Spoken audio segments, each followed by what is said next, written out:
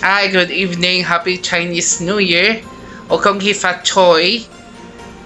It's Chinese New Year's Eve sa lahat ng mga brothers and sisters natin and the Chinese community, lalong-lalo na dyan sa Chinatown in Binondo.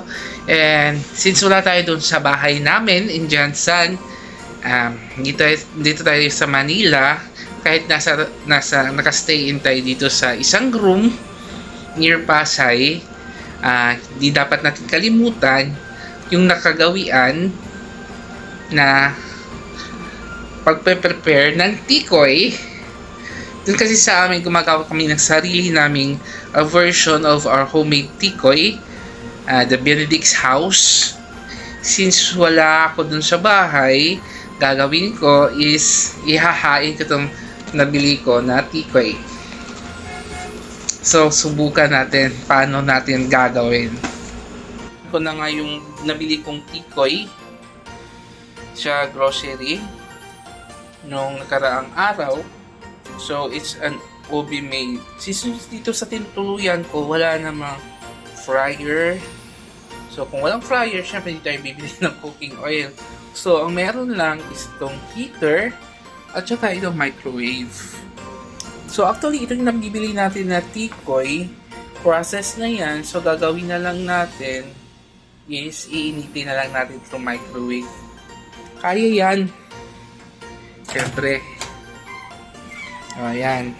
Para edible ng kainin. Yan. So, simple lang. Huwag na natin lagyan ng egg. Hindi rin naman ako nakabili ng egg. So, ayan. Isi-set na lang natin siya ng 300 degrees. Then, itong number 4 settings. So, i-close natin. Yan. Yan. So, antayin natin na maluto. So, magiging edible na siya. Yung parang iinitin na lang natin. Siya, since tumunog na, bubuksan na natin. Yan. Ito. So, ayan.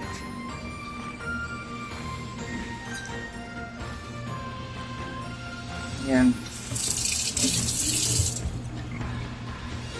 Naluto na siya. Pwede na. Pwede nang kainin.